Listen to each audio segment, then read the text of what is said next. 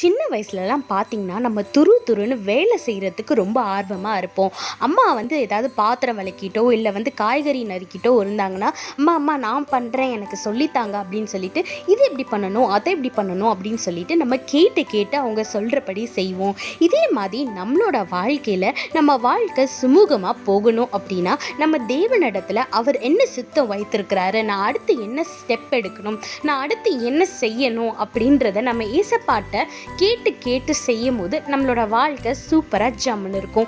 வேதத்துல பாருங்க, மத்தேயு 6:10 போட்டிருக்கு, உம்முடைய சித்தம் பரமண்டலத்திலே செய்யப்படுகிறது போல பூமியிலையும் செய்யப்படுவதாக அப்படின்னு வேதத்துல போட்டிருக்கு. இந்த வசனத்தை நம்மளுக்கு சின்ன வயசுலயே நம்ம அம்மா அப்பா சொல்லி கொடுத்திருப்பாங்க. ஆனா இதை நம்மளோட வாழ்க்கையில நம்ம செயல்படுத்துறோமா? கிடையாது.